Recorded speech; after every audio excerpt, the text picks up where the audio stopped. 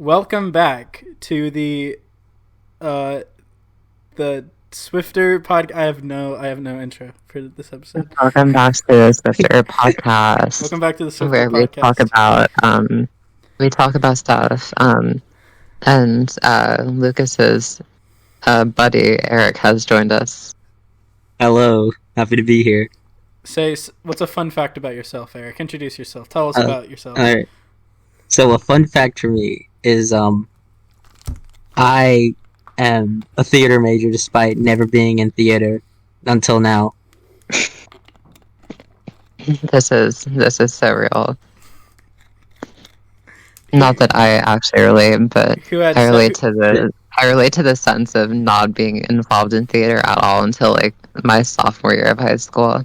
Who had so many friends in theater, ample amount of free time. It would have been so easy to just do anything at all. It's so real. And he just I was so bored. Steve, you would never consider yourself a theater kid until you're in theater and realize how close in proximity you were to it. No, it was insane. All my closest friends were literally in theater. Yeah. But I'm gonna be so real. Wanting to be a director and being involved in theater is like so helpful for getting actors. Oh, absolutely. Those motherfuckers will sign up for anything, and I appreciate that. Let the people act. Let them act. Let them cook, bro. Anyway, what have we been up to lately? I would say that I've started school, but we had exactly 2 days of classes. 3 days of classes. We were snowed in for 4 something odd days. So I've had probably less than a week's worth of classes, and it's in the second week. Yeah, I had 1.5 days this week. I've had 2. What just happened today that we're recording later, I went to this conference for an extracurricular activity, which was part of what I did my recent short film for. And my only notable story from that is I placed second out of the 4 people who submitted, and they're announcing the winners, 3 of the officers for the thing, and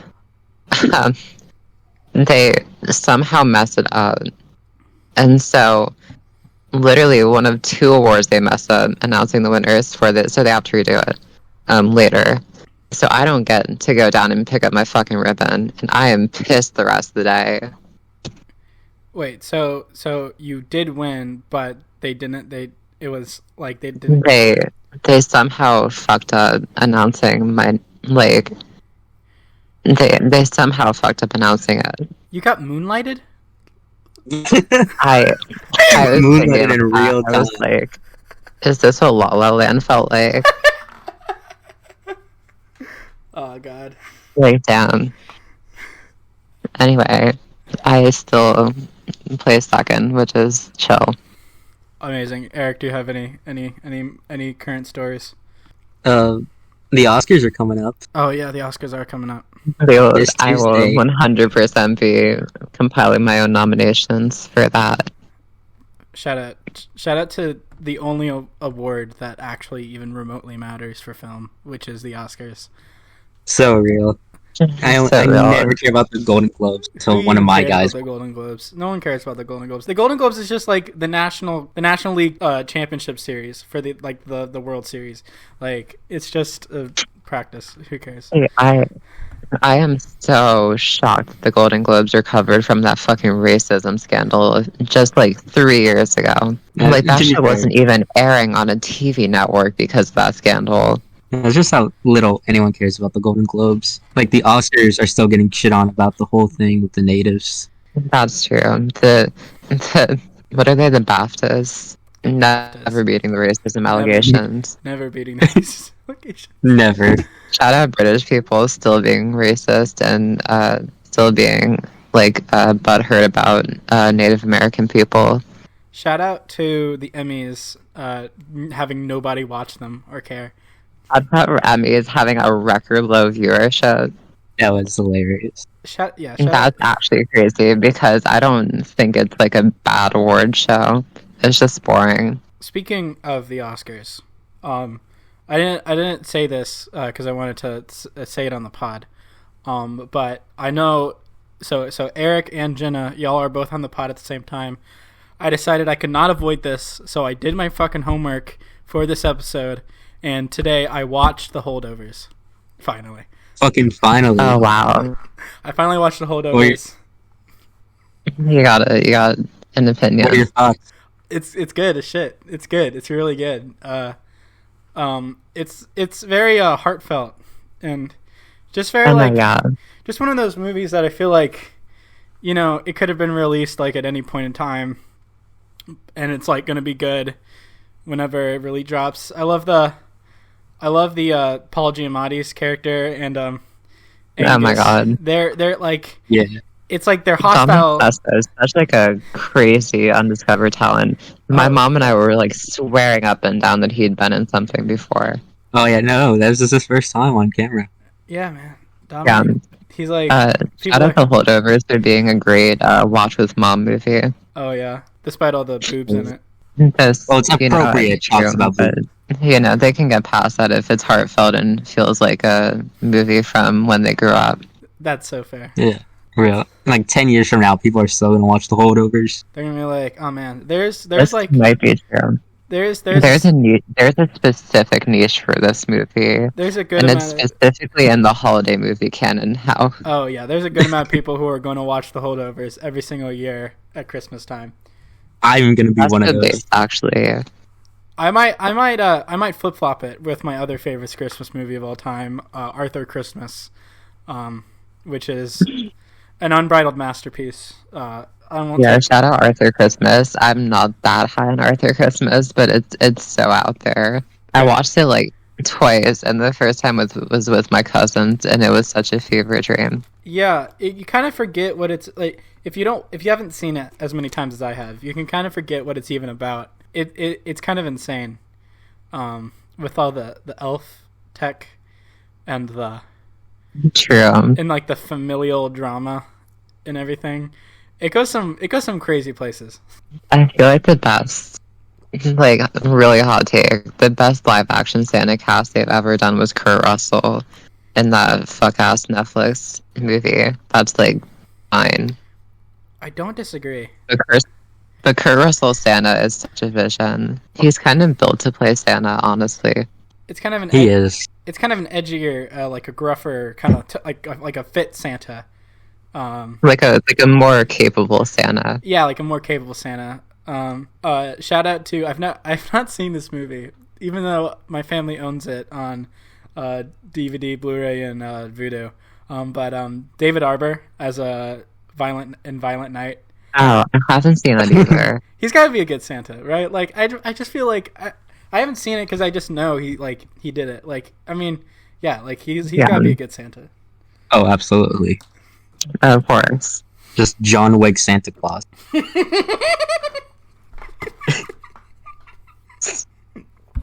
Okay, you sold me. John Wick Santa Claus is so good. That's literally what Silent Nights is. That's crazy. I think it's made by the guy who like. There's like this one guy who produced like all the John Wick movies, Nobody, Bullet Train, and Violent Night. He's just like. He's like the champion for like that kind of action movie. Is this the correct time to let all the Swifters know that I do not like Bullet Train? Is this the correct time to let all the Swifters know? Is this the right time to establish this beef? Are we gonna talk about the Bullet Train beef? Oh god. Eric, what is your opinion on the movie Bullet Train? I really enjoyed Bullet. Yes. I know you got with it. See, I'm in the minority here, but like it's the editings. I don't like the editing. I don't like the action a whole lot. Brad Pitt. It doesn't do anything for me in this movie. Neither. Brad Pitt, nor do most of the actors. The plot's really thin. The only two characters I like are Aaron Taylor Johnson and Brian Tyree Henry. Is that it? His characters. I don't remember their names, but they're funny. Tangerine and Lemon. Apart from literally without them, I would not have been able to get through the movie. I'm being so serious. Listen, Bullet Train. If you get it, you get it. It is a camp. It is a camp classic. Okay, it is. Brad Pitt. We're throwing around the word. We throw around the word camp too liberally nowadays. It's not. It's lost all meaning. It's not. I'm not using it disingenuously. I do believe the movie fits the definition of camp. It is. It's. I was the campy. It's pulpy. It's dumb. It's not pulpy. It's like a generic action movie. It's not generic action movie. The whole fucking thing generic takes place on a action train. movie with a Japanese coat of paint. You don't get it. Just say it. you just don't get it like we do. You don't get it like we do. It's really a guy's movie. This is one of our craziest beefs. But we had to get it out there. Bullet Train it captured something about my soul. It speaks to me. It speaks to me. Maybe, I will admit, maybe watching this on an airplane where I could not turn it off or get a break from it really discounted the experience for me. Listen, you cannot... Okay, that's the problem. You cannot watch Bullet Train on a plane. That just doesn't make any sense. Look, you either gotta watch it in the theater, at home, or alternatively, on a train. Okay, I rewatched Whiplash and I watched Bodies, Bodies, Bodies on the same trip, and I like both of those movies a lot. You gotta watch it. You gotta watch it on a train. If all vehicles, you gotta watch it on a train. Okay. It's how it was intended. You could say that for the Polar Express too. Maybe also, yeah, same thing. Listen, I'm a big the Polar Express. They need to make like the whatever company produced Polar Express needs to have like a ride for it. That'd be so hype. No, I agree. You got to put it on a. I would ride the Polar Express ride 100%. Shut down. So sick. Shut down Harry you Potter serve me Land. some fucking hot chocolate. It's worth my time. Shut down Harry Potter Land and turn that whole area into a Polar Express ride. Real.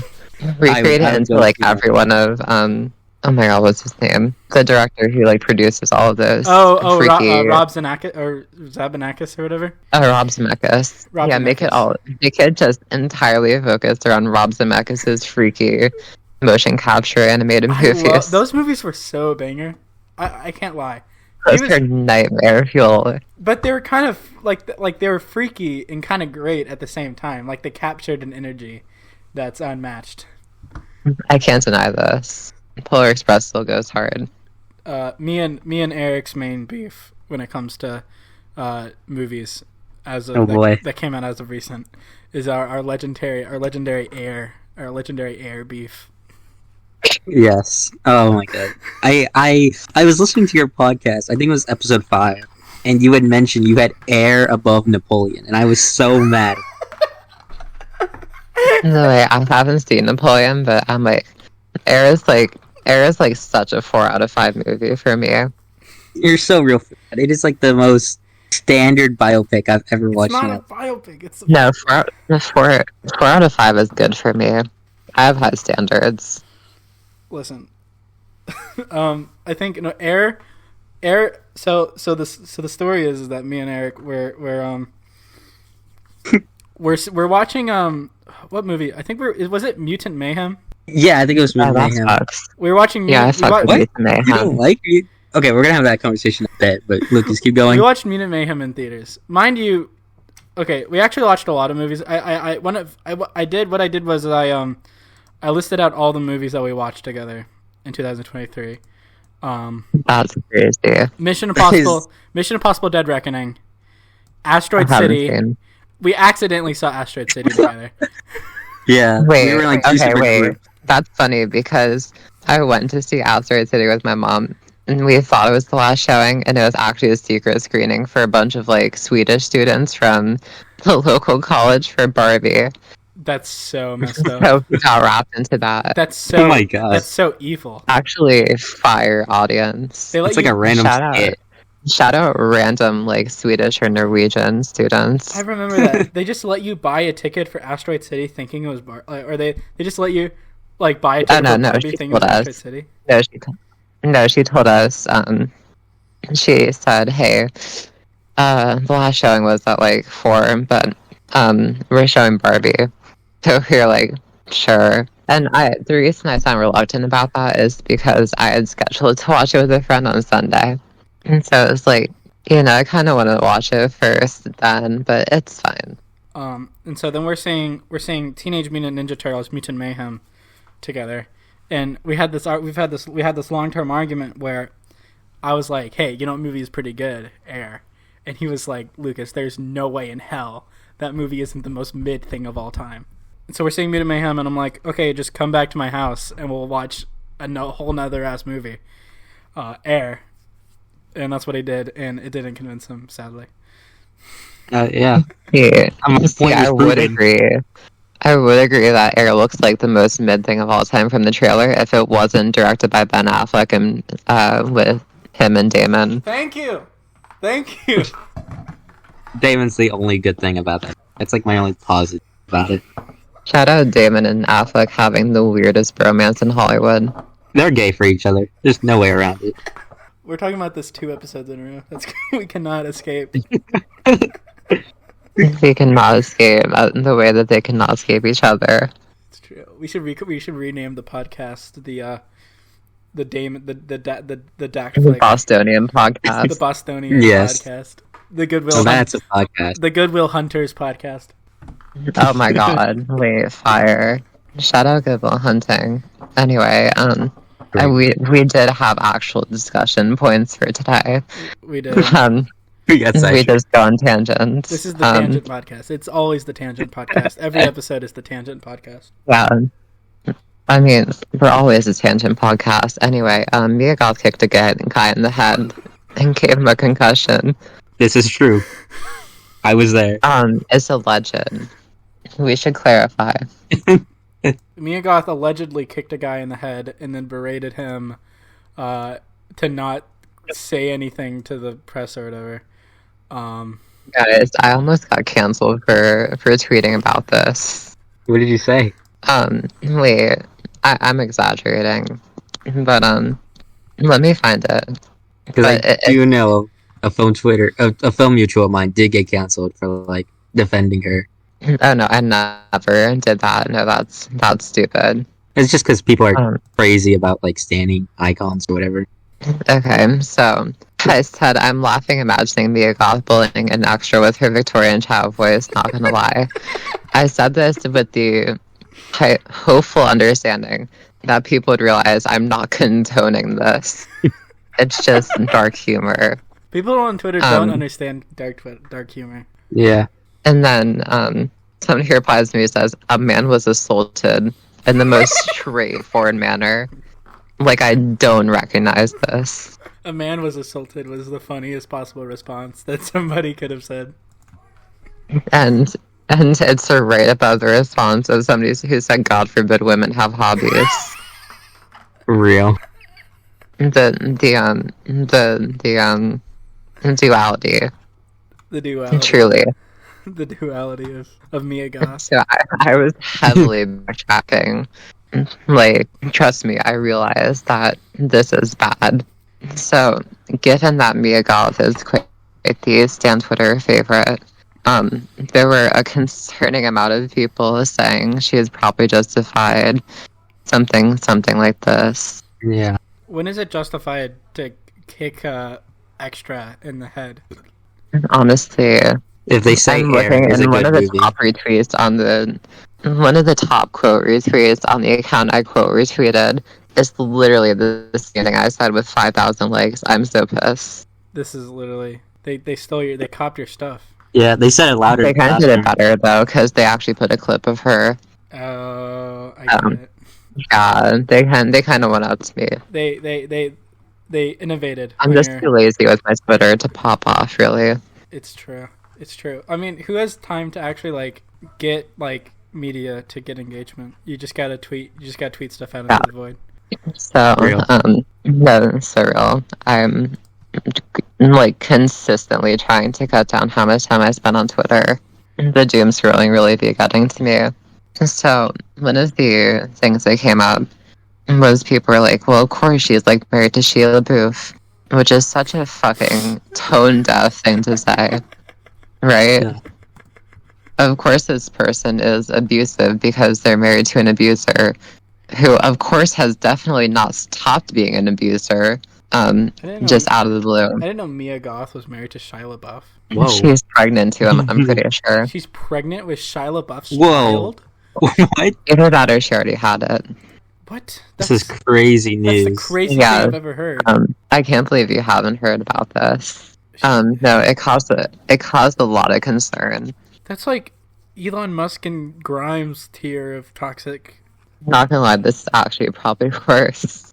Yeah. Probably. Considering there's actual proof of him being abusive. Okay, here's the question. Okay, so last episode I laid out the big four: Olivia, Jenna Ortega, Rachel Zegler. Obviously, for obvious reasons, Mia Goth has to be excised from the big four. Here's the question: do we just leave do we leave it at the? Did we actually establish her as part of that? Well, yeah, that's what I said. Oh God. Here's my question. Well, I lumped in Mia Goth because she was the star of X, along with Jenna Ortega, who is then also in the Scream movies. So there's the connection there. For the record, X is so fire. Go watch it. I've not seen it. X is like the best slasher I've seen in a hot minute, and I watched it over a year ago. Okay, so if we have to excise Mia Goth from this, our core four, who do we add in to the core four? Who are we bringing in? Do you have strong feelings about Anya Taylor-Joy? I do like that pick. Anya Taylor, I feel like I feel like I don't know if she fits into the big four aesthetic.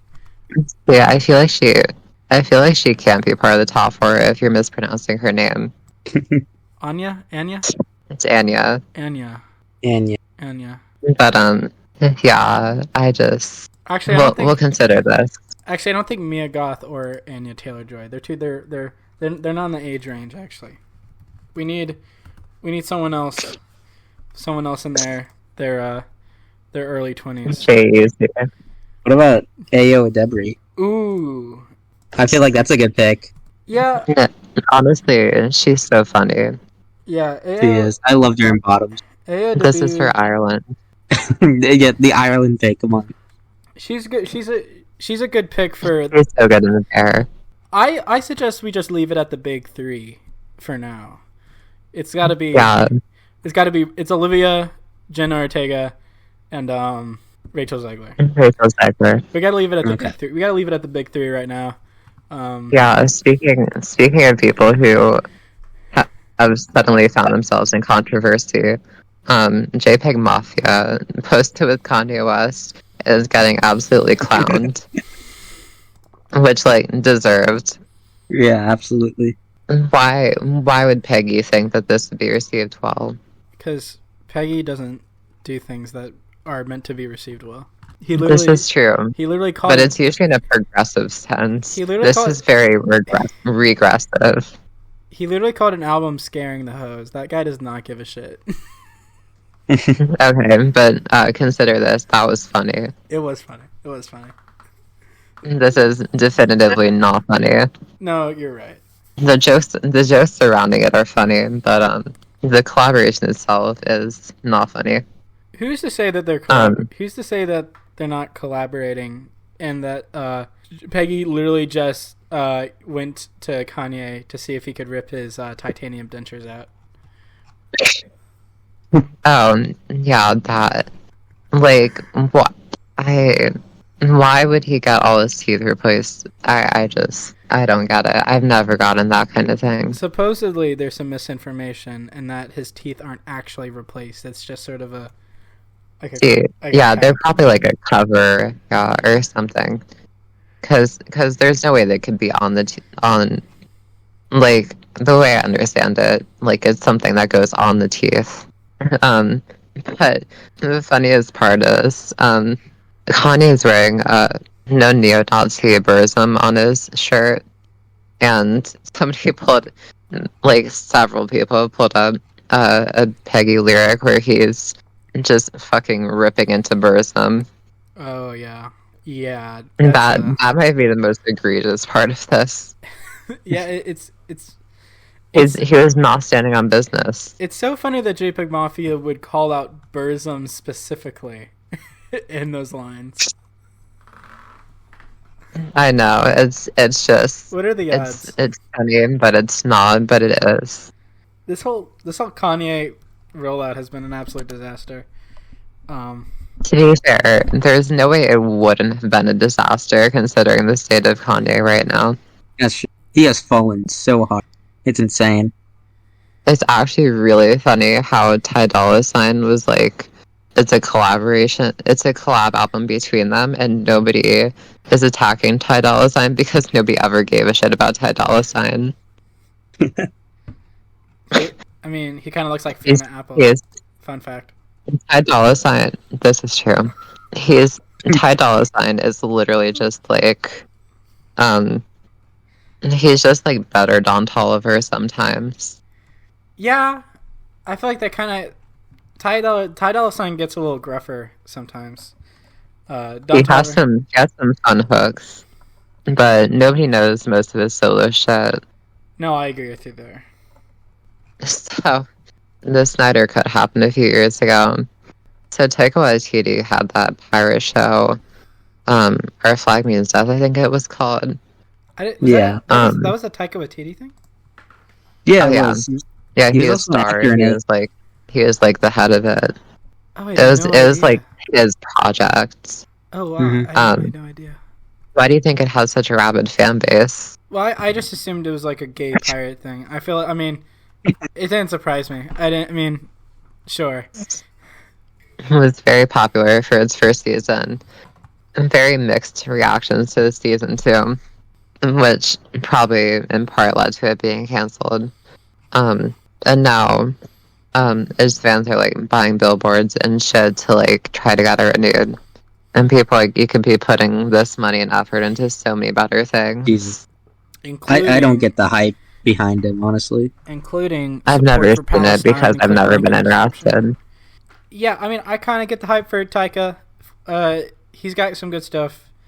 He's got some good like legacy series and stuff. I feel like his older stuff just had more soul to it. Really, I think is a general consensus.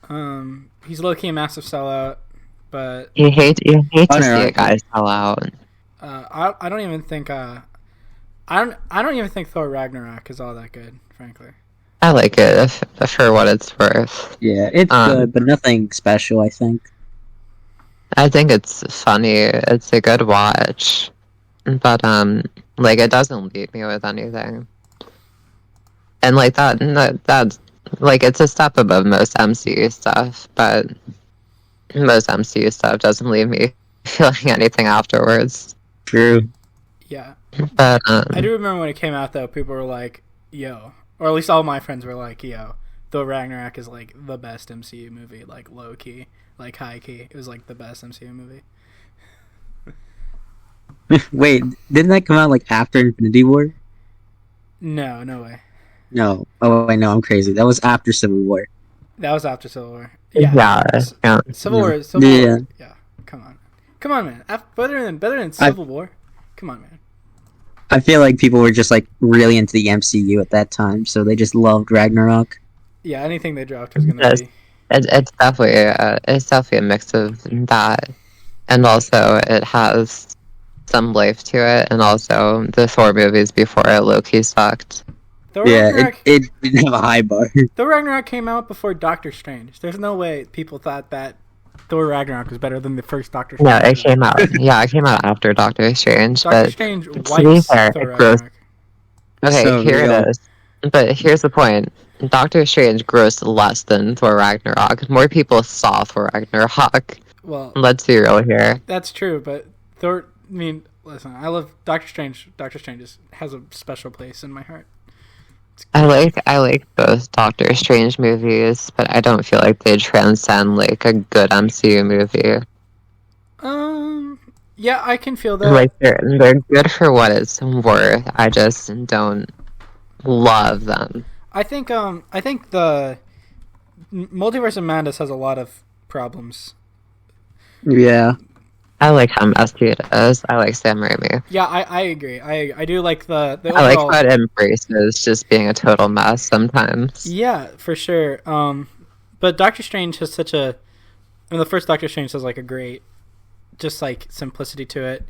Yeah, my major beef with the first Doctor Strange that prevents it from being, like, a great movie for me is, like, his arc is kind of a little too derivative of Tony's in the first Iron Man movie. That's like fair. he's like this very pompous, well established guy who suddenly has his world like fucked, his world rocked, and like suddenly he has like he's found this power within himself to do good in the world or something. That's fair. I will say though, And Doctor Strange in the MCU might be a little derivative of Tony in general, in just terms of the way they wrote And that the funny thing is, like, he doesn't need to be, right? There's no necessity to. That's fair. They're not very similar characters. They're not. In the grand scheme of things. They're not. It's just it's the Joss Whedon quippiness though, like the way they wrote. Hey, Joss Whedon. Like the way they. Fuck you, Joss Whedon. I mean, I don't even know if Joss Whedon ever touched Doctor Strange's scripts, but the way they It's just the Joss Whedon effect. Exactly. Like we're gonna have a smart guy with a beard, and he's a doctor, so he's like kind of rich, and we're gonna have him make jokes, and he's super smart and better than you. Yeah, that's where it also falls short is. Doctor Strange isn't as quippy as Tony, and he's not. His quips aren't as good, and he shouldn't be too quippy. Yeah. Like we shouldn't need to have a quippy Doctor Strange. You're right. I do like to I did like when they met in Infinity War. I thought they had some good back and forths. That's true. But that also may be a result of two very good actors. Oh yeah, I mean Robert Downey Jr. and Benedict Cumberbatch. Yeah. But about those 10-year-olds at Sephora. I'm not exactly sure what that means. It's just a lot of people on the internet talking about, oh my god, all these tweens are in the makeup stores. And what are they doing in here? They should be being tweens and shit. Well, they have not... It's kind of overblown, right? There aren't that many 10-year-olds at Sephora. They have not been paying attention to the past, 20 years of, girls' media and toys. Also, social media just kind of homogenizing age ranges. Yeah, but, do we not remember Bratz? Or the way that any of, the Disney Channel or Nickelodeon stuff looked? The idea it's that... true, but Disney Channel and Nick were very tweenish. Let's be so real. Very much. Yeah, I mean, that's fair. It just seems like a weird line to draw when we're not talking about makeup and skincare stuff with iCarly on it, and instead we're talking about just regular skincare and makeup stuff. I'm like, okay. Yeah, it's also it's really not as big as people are making out to be. And it's not their fault either, even when it is happening. Yeah. Because it's just how the world's presented to you. The monster doesn't grow out of nowhere. We create the monster. That's true. Especially talking about Monster High. We definitely created that. Oh, yeah. Famous Swifter Media, Monster High. I We did that. We did that. No, not we. I meant we as a culture. We. No, you two specifically. Yeah, we specifically made all of that. I think I'm gonna save my Europe trip for the next solo podcast. You said that last episode, and I cut it out. I know. I think I'm gonna cut it's it. better for like an episode where we don't have much to talk about. That's true. Do you have any topics, Eric? We can open the floor to our guest. Oh boy! All right, fine. Well, I generally have only been thinking about movies for like the past fucking 2 days. Despite The Beekeeper, I watched that recently. Tell us about. I've heard of it. I just haven't seen it. Tell us about The Beekeeper, because I'm not gonna see it, and I want your. Tell us about the new Jason Statham action movie. The Beekeeper. I watched it in like the perfect way possible, in an empty theater with just me and like 2 friends. Oh, wow. I think that's probably the best way to watch it, and it is so. I don't think it's so bad. It's good. I think it's pretty bad, but there's like 1 or 2 good fight scenes in it, and Jason Stamos has to work his way through the. Jason Statham. I apologize. John Stamos. Jason Statham. Have they ever kissed on screen? I feel like the age gap would be too controversial. No, someone should make that happen. How old is John Stamos? He's like 70, I think. Yeah, he's pretty. 70? Yeah, he's up there. Oh no, he's 60, sorry. So I'm so sorry, John Stamos. they're literally only 2 years apart. Or 4 years apart. I feel bad. They're 4 years apart. I feel bad now. They should kiss. They should be in a rom-com. They should. That would be the perfect rom-com. Call them. No, you know what? Make it be a meta rom-com. I'm seeing this. Make it be a meta rom-com. Hang on. Listen to me when I tell you. John Stamos could probably play Dr. Oz in a biopic about Dr. Oz. Like, I Google him the first picture. I'm like, this man could play Dr. Oz. I see it. Who is Dr. Oz? Nothing. Is there how do you not know who Dr. Oz is? That's a great question. I have no idea. He's like a TV doctor. Oh, I don't watch TV, so. You've never just casually seen him on the TV. There's no way. Like, nobody goes out of their way to watch Dr. Oz when he is on the air. He's just always on. Wait, was he on? Just comes to you. Was he on the Midnight Gospel? Not sure. He had a daytime talk show. No, that was on Drew. That was Dr. Drew. But then he ran. He ran for the Senate in Pennsylvania as a Republican, and we fucking hated him here. Oh my And I God. tell you, that man is fucking hated in Pennsylvania. Oh, that's crazy. Oh, maybe that's why. Unfortunately, Fetterman is now just as unpopular. Yeah, rightfully so. That guy sucks. Yeah, fuck you, John Fetterman. He fucking... Yeah, fucking pussy. Talk about someone who should never be in a gay rom-com. That guy. That's a crazy take. That's a crazy conclusion to reach. Statham and Stamos, they should be. You pitch it exactly like The Unbearable Weight of Massive Talent.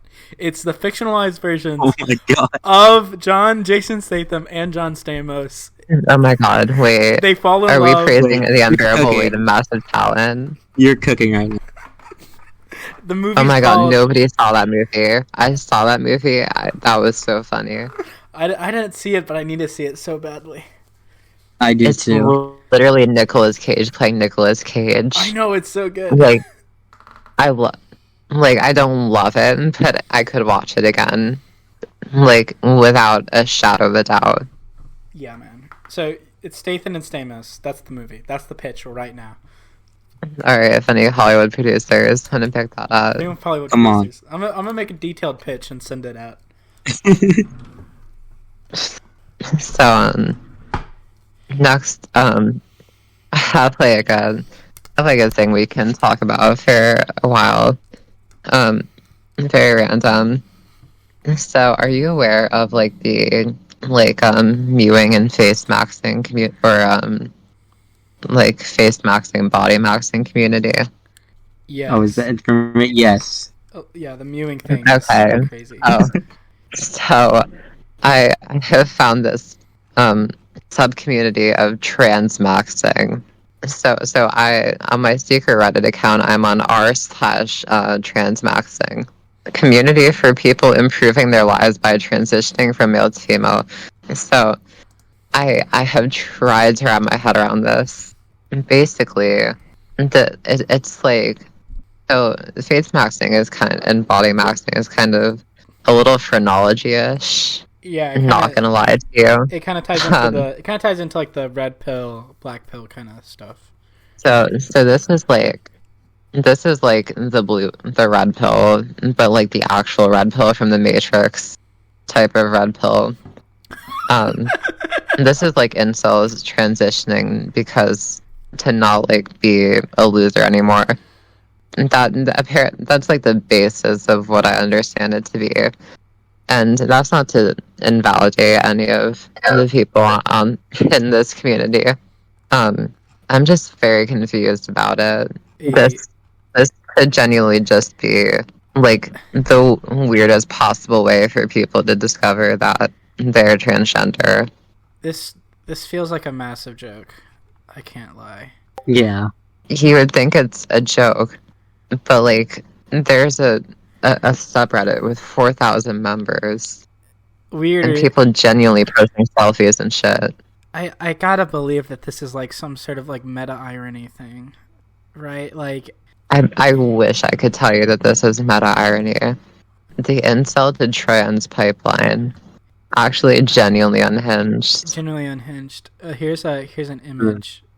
Is this the most Reddit thing ever? Captioned new Transmaxxing memes. Eat sushi with cute guys. Calm yourself with soft feminine bubes whenever you are sad, uwu. Cuddles with cute guys. Reverse male pattern baldness. Women make good besties to talk about guys with.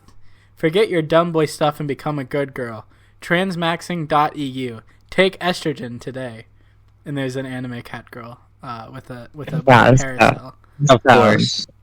A lot of the basis of this seems to be like kind of eliminating dysphoria as like an indicator of transness, or like a massive indicator, which like I got there are some people who don't have gender dysphoria, but I think generally like the majority of trans people would definitely tell you that they have dysphoria, because that's how you feel you want to transition in the first place generally. Yeah. I don't know how to say this, but this is so what I just read was part of a slideshow. In the second image of this slideshow has the words at the top, "He could have been saved."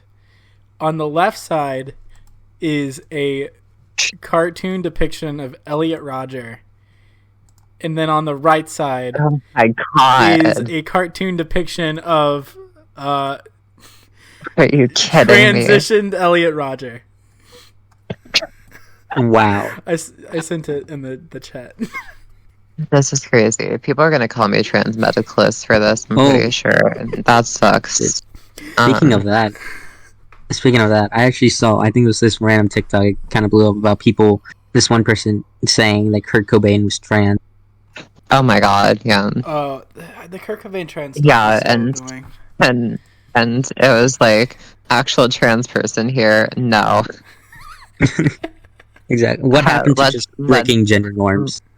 Yeah, gender non-conforming people actually exist, shockingly. By the way, there's a Transmaxxing manifesto. There's Ooh, I want to hear it.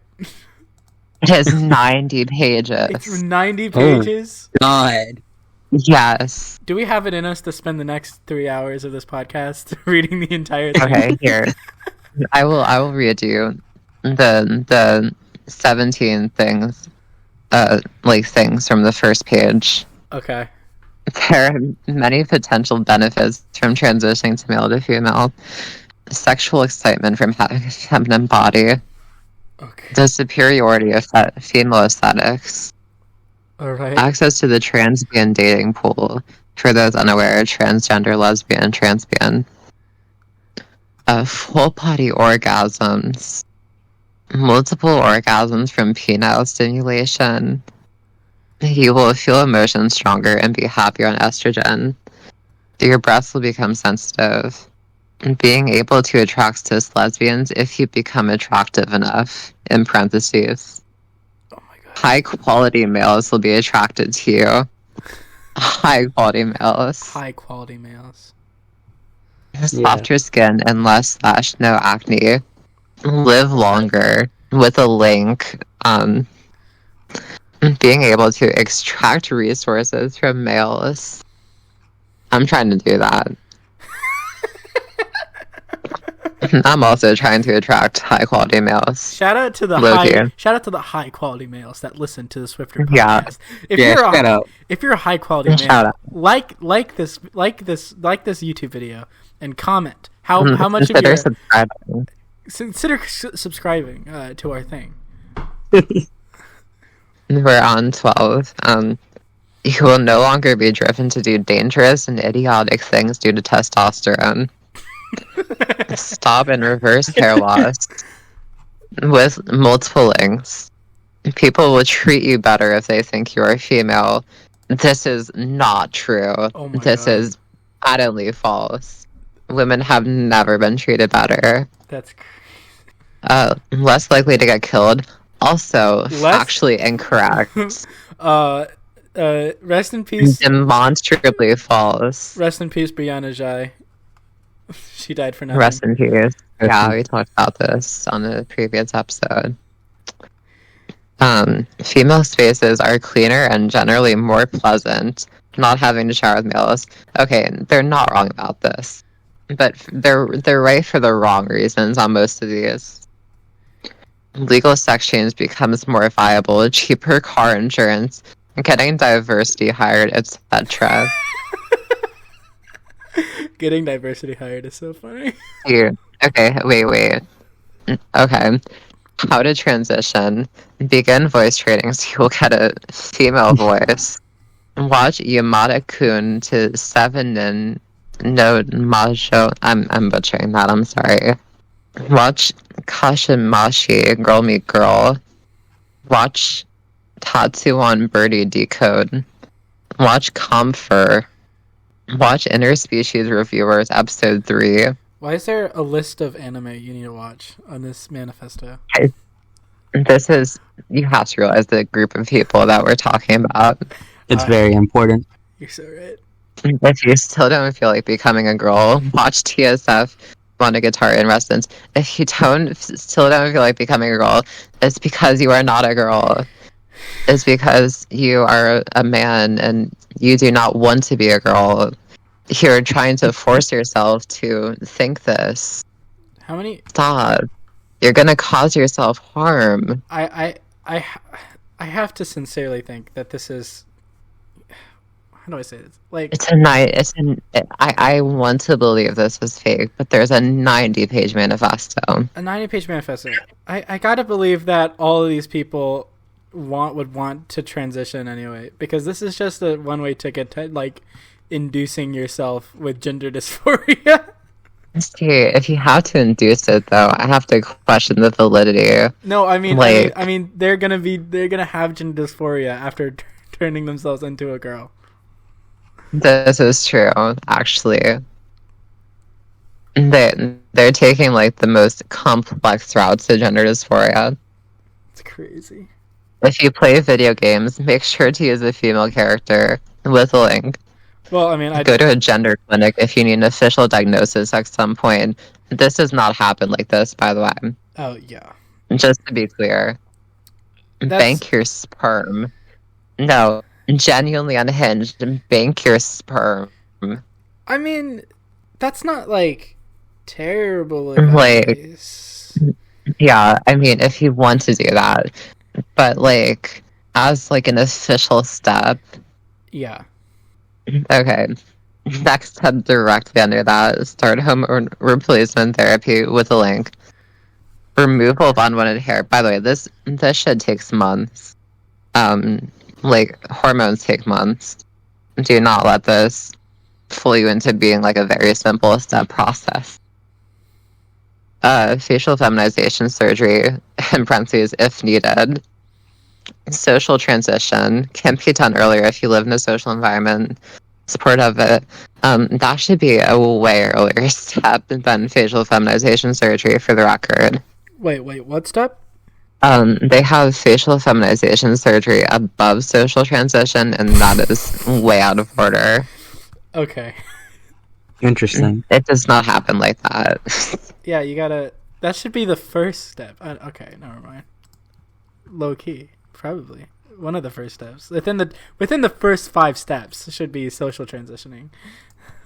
I need you to hear this unhinged behavior. Disclaimer, before all of this, I 100% completely identify as a man, a man's man type of internal mindset, very heterosexual, in case Tev just did nothing for me.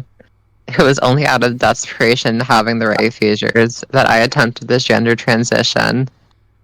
By right features, I mean I was only 5'8" starting out and I had a 2.7 inches erect penis. This is just the guy version of political lesbianism.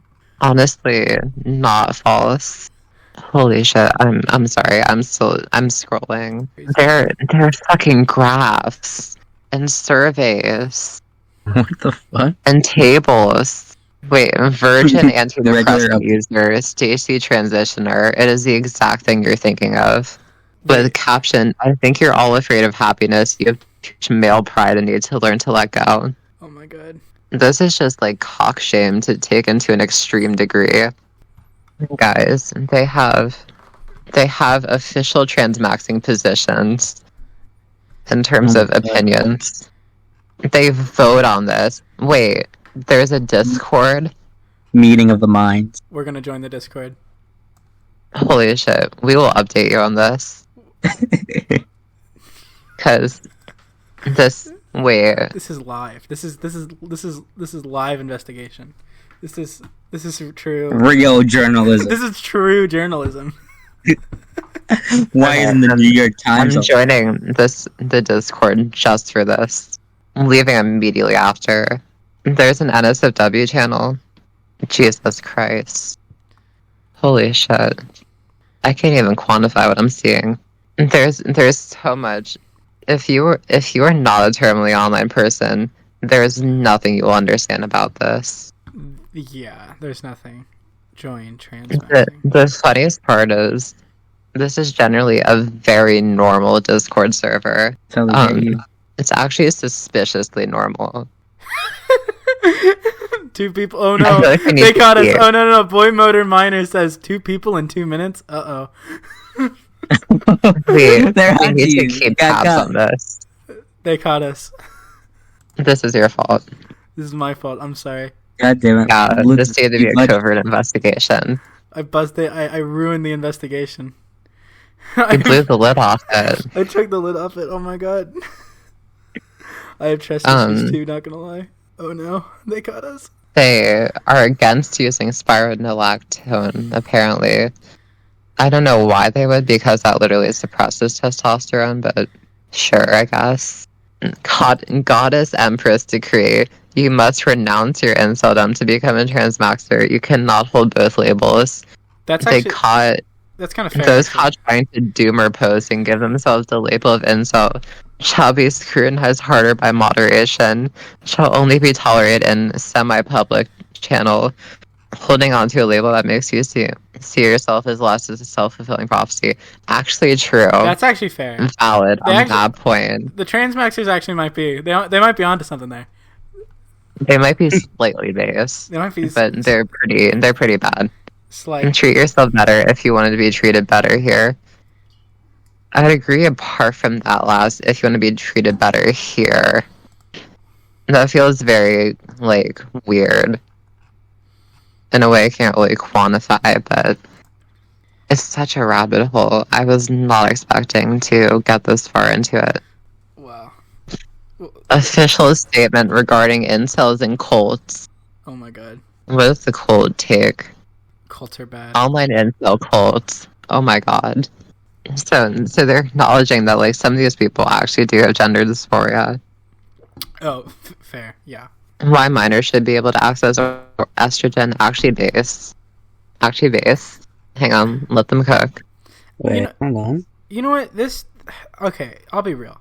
this whole thing, it feels like a group of actually trans former incels who wanted to make a space that was like friendly to incel like a vernacular, but sincerely push trans stuff. Like, hang on, I have to note this post. Something I noticed years ago. Wow, notice dysphoria AGP/AGP. What? And myself as there just wasn't any good place to go. Most trans spaces are controlled by people on the radical left and feminists who are frankly out of touch with reality. Mainstream spaces are too focused on things like gender identity and tend to believe in feminist nonsense. Okay, so this is the conservative trans woman stuff. Okay, I see it. Perhaps, but this seems like half trans women who are still making the jump from incel to transgender person / like the other half is just incels who are trying to convince themselves that they're transgender because they don't want to be incels anymore. It's like there are better ways to escape being an incel. This seems like a very extreme conclusion to reach. This whole thing is so layered. There's too many. It's such a rabbit hole. There's too much lore behind it. Wait, I need to talk about this. Okay. Oh. This post that says being born a man is a human rights violation. Okay. Me, for real. This girl is for real. Wait, let them cook. Let them cook. This is a woman for sure. I think we got to stop talking about the Transmaxxers. Yeah, I think we've reached the end of the rabbit hole for now. Taylor Swift news. There's no Taylor Swift news. She's been extremely quiet. Someone tried to break into her house. Apparently, that's not news. Come on, that's boring as heck. There's no news in that. Heartbreaking. Basic. The only important Taylor Swift news we have is some guy tried to break into her apartment. Don't do that, please. Yeah, you shouldn't do that. I feel this episode Anyway. winding down. Yeah, I think we're getting a little tired. Long and winding road. Getting a little tired of talking about Transmaxxing. So let's suck the internet. Guys, remember to face max and body max and Mew. Yeah, make sure to mute. For that sharp jawline and perfect body proportions. I broke my mewing streak for this podcast. We're so sorry. Yeah. We're so sorry. We're so sorry we broke You're a real one streak down. For this. We're thankful for your sacrifice. Thankful for your sacrifice. Remember to illegally buy estrogen so that you can maximize your life, your quality of life. Remember to fake having dysphoria and force yourself into hypnosis. And watch a lot of anime. All of the anime. That's the most important part of this all. And get facial feminization surgery before you socially transition. Yeah, your friends have to know. Your friends have to see the new you before they can really feel it. Your friend, yeah, just break the news, just abruptly. Break the news. Okay. What do we have? What are our plans for the upcoming for next week? I think we're gonna.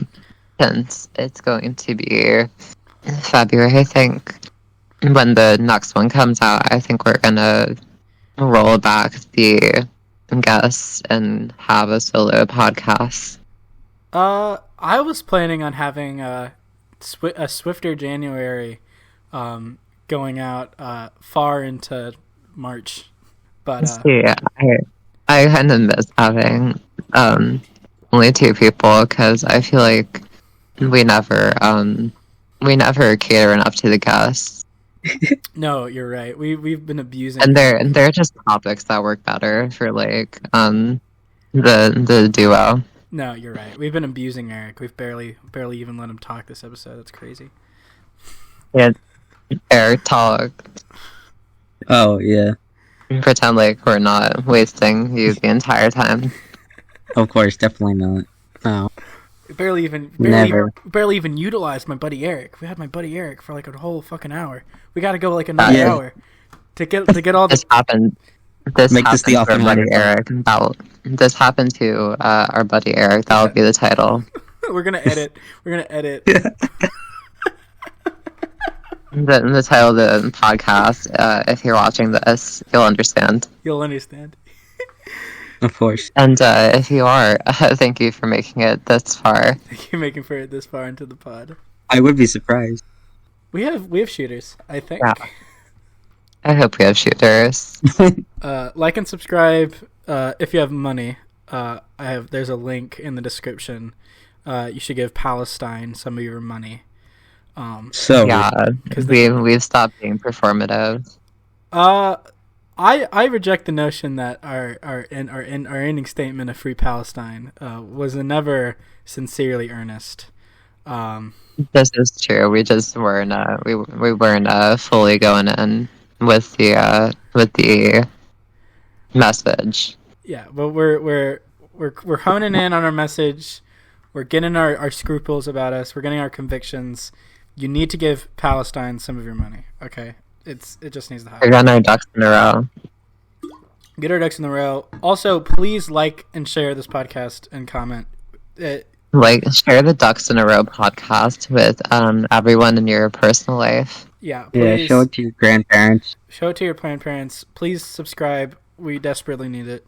If you're listening to this, Please explain to your grandparents what transmaxing is. Yeah, if you're listening to this episode on Spotify, and you made it this far, please go back and listen and download all of our previous episodes on Spotify. Yeah, please go back and listen. We'll have all the I promise we'll have all the episodes uploaded. We're just lazy. We'll have all the episodes uploaded by then. They're all gonna drop. Okay, Eric, what are your plans looking like for the foreseeable future? For the foreseeable future, oh boy, that's a fun question because even I'm not sure. I plan on seeing a lot more movies than I did last year, so that'll be fun. Me too. Yeah, Wow. I watched almost 200. Oh wow. Oh damn, that's ambitious. My New Year's resolution is to see less movies. Frankly, Really? I'm winding down. Um, I'm getting off. My New Year's resolution is to make more movies. Oh, so real. That's so real. I'm on that grind. I hope to write like an actual full-length movie script by the end of this year. I have a great Oh, idea. that's real. I have a great idea, a great pitch on what that script should be.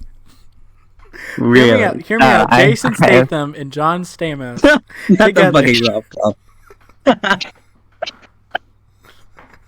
Just write the roles like vaguely for them, but not specifically named. No. In case you can't bag them. I think just name the movie Statham and Stamos anyway. Jason and John. Jason and John was good. Jason and John is good. Jason and JJ. JJ. Call the movie JJ. That's the idea. Yeah. Actually, I forgot to mention this. I've been watching. So I started binging Survivor. I think it's season 7 with my friends. Recently, we're gonna finish it soon. We're gonna do a full marathon. But we started because my next project, which I think this one will be on my public YouTube. So this one, you'll actually get to see this if it goes as planned. So actually look forward to this. Oh, nice. I'm so glad we're gonna be But I want to do a little YouTube mini-series of short films that are just like a Survivor parody, that kind of reality show. Watching through the first 2 episodes, it is insane. Especially watching one from like 2007. Like, there were characters back in the 2000s.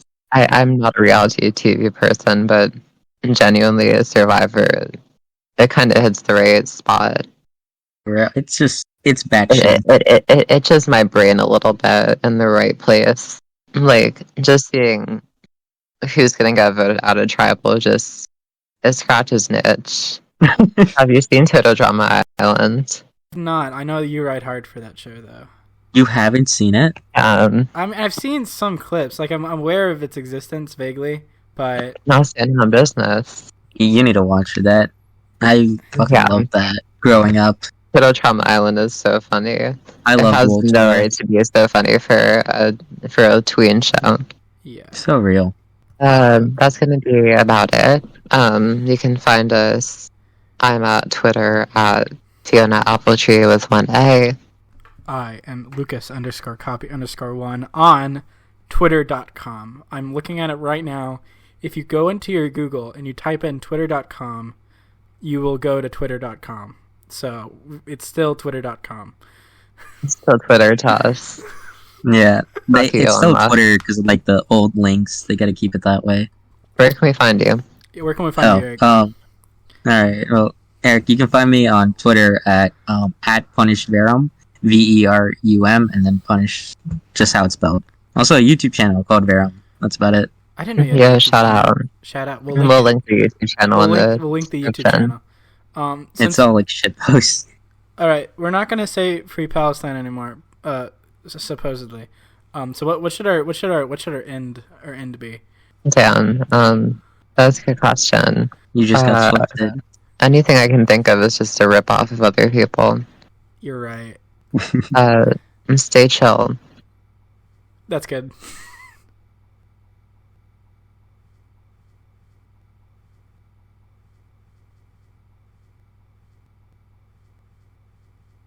Okay.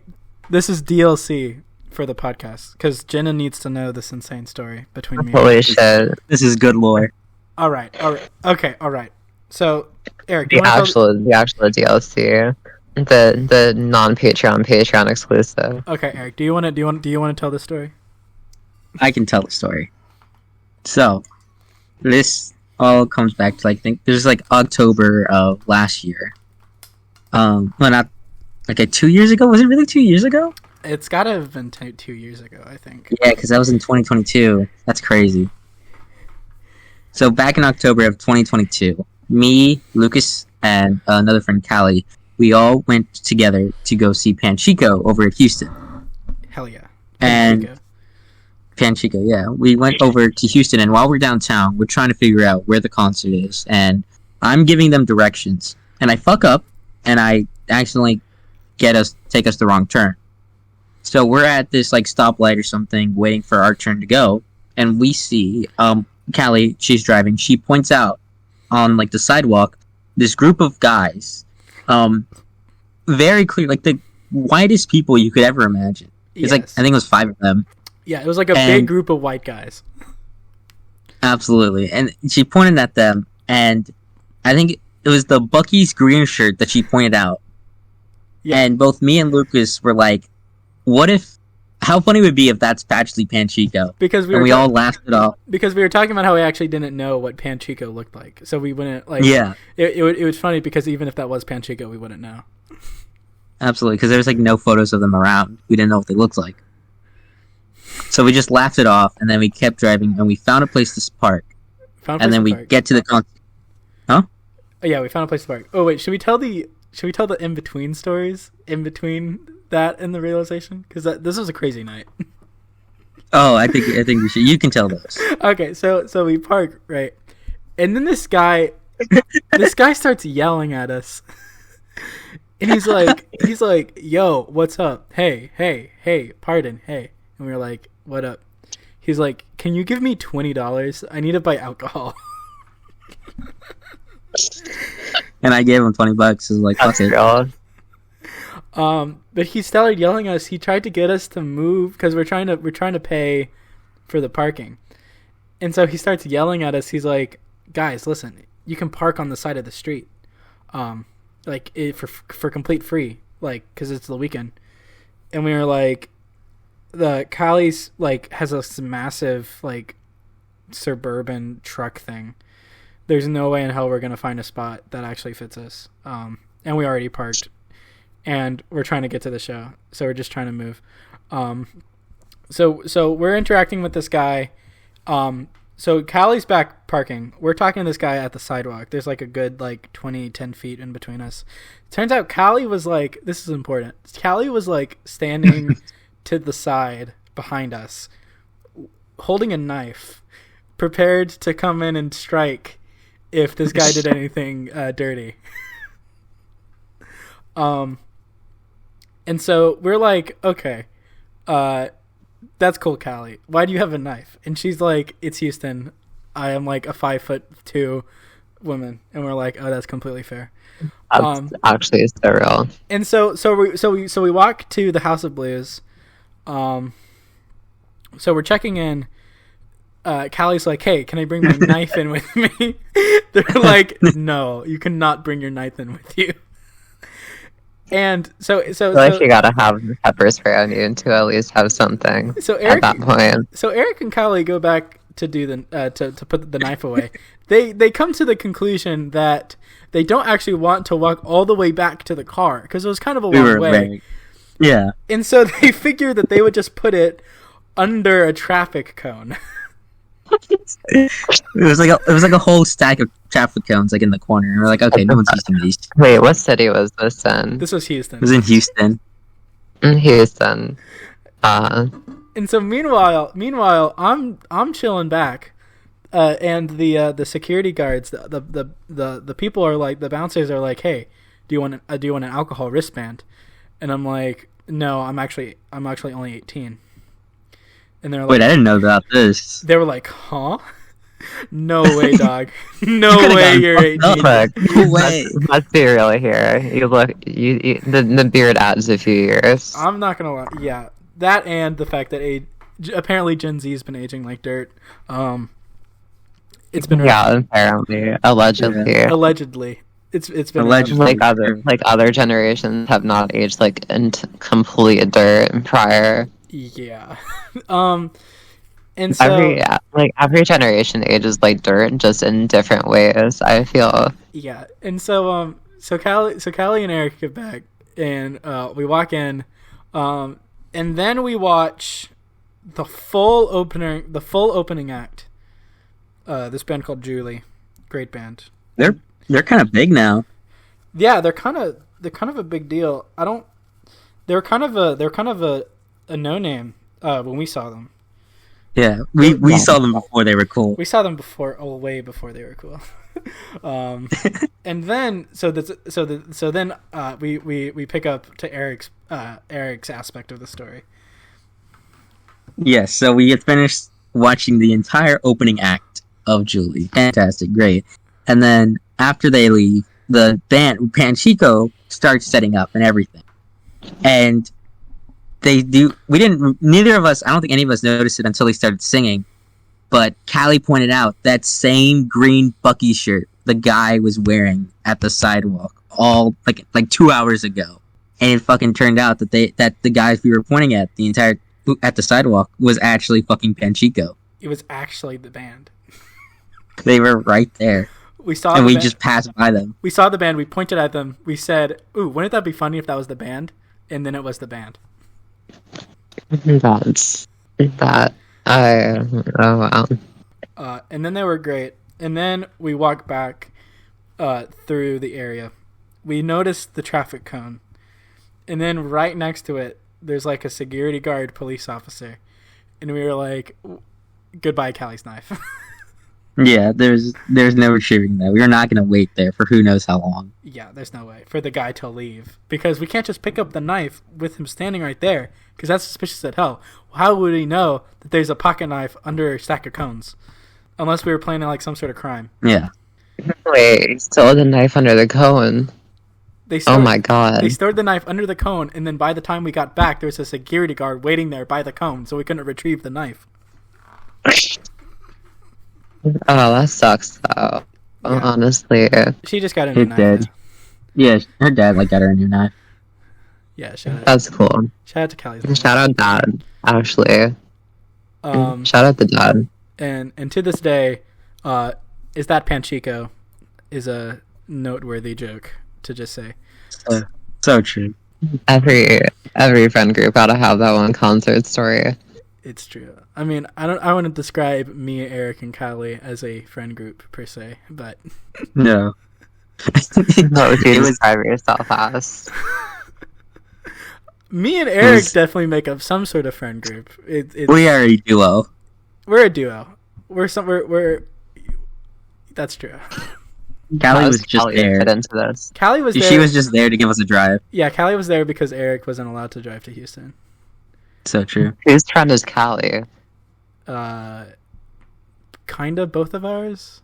So an acquaintance.